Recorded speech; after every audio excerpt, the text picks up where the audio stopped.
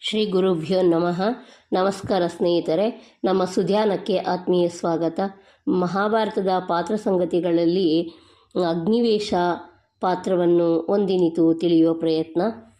ಅಗ್ನಿವೇಶ ಮಹಾಭಾಗಂ ಭರದ್ವಾಜ ಪ್ರತಾಪವಾನ್ ಪ್ರತ್ಯಪಾದಾಯದಾಗ್ನೇಯಂ ಅಸ್ತ್ರ ಧರ್ಮಭೃತಾಂಬರ ಎಂದು ಆದಿಪರ್ವದಲ್ಲಿ ಅಗ್ನಿವೇಶನ ವರ್ಣನೆ ಇದೆ.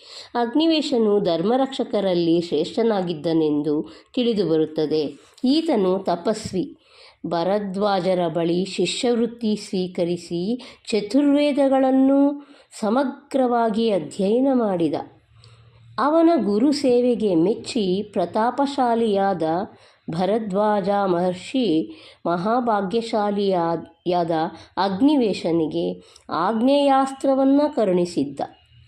ಭಾರದ್ವಾಜಂ ತದಾಗ್ನೇಯಂ ಮಹಾಸ್ತ್ರಂ ಪ್ರತ್ಯಪಾದಯಾತ್.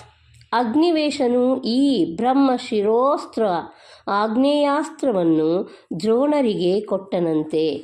ಅಗ್ನಿವೇಶ ಅಗಸ್ತ್ಯ ಮಹರ್ಷಿಗಳ ಬಳಿ ಧನುರ್ವೇದ ಮತ್ತು ವೇದ ವಿದ್ಯೆಗಳನ್ನು ಕಲಿತವರು.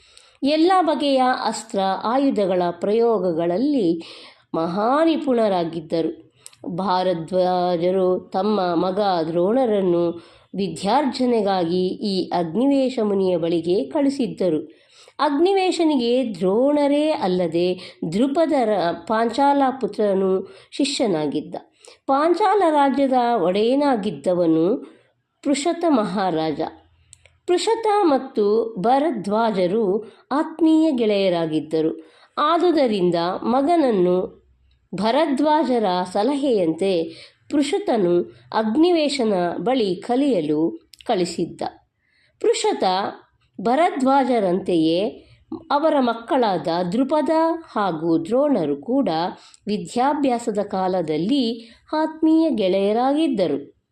ಅಗ್ನಿವೇಶನಂಥ ಮಹಿಮಾವಂತನ ಬಳಿ ಕಲಿತು ಆಪ್ತರಾಗಿದ್ದ ಈ ಗೆಳೆಯರು ಮುಂದೆ ಎಂಥ ಕಡು ವೈರಿಗಳಾಗುತ್ತಾರೆಂಬುದು ಆಶ್ಚರ್ಯಕರವಾದ ಸಂಗತಿಯಾಗಿದೆ. ಆಪ್ತ ಗೆಳೆಯರೂ ಎನಿಸಿಕೊಂಡವರು ವಂಶನಾಶಕವಾದ ಬದ್ಧ ವೈರ ಬೆಳೆಸಿಕೊಂಡದ್ದು ಒಂದು ದೌರ್ಭಾಗ್ಯದ ಘಟನೆ. ಅಗ್ನಿವೇಶನು ಅಗ್ನಿಷ್ಟುಜಾತಃ, ಅಗ್ನಿದೇವನ ಮಗ ಎಂದು ಆದಿಪರ್ವದಲ್ಲಿ ಹೇಳಲಾಗಿದೆ. ಇವಿಷ್ಟು ಅಗ್ನಿಪರ್ವರ ಕುರಿತಾದ ಸಣ್ಣದಾದ ಮಾಹಿತಿ. ಮುಂದಿನ ಎಪಿಸೋಡ್ನಲ್ಲಿ ಮತ್ತೆ ಸಿಗೋಣ. ಅಲ್ಲಿಯವರೆಗೆ ನಿಮ್ಮ ಆರೋಗ್ಯದ ಕಡೆ ಗಮನವಿರಲಿ. ನಮ್ಮ ಸುಧ್ಯಾನಕ್ಕೆ ನಿಮ್ಮ ಬೆಂಬಲವಿರಲಿ. ಧನ್ಯವಾದಗಳು.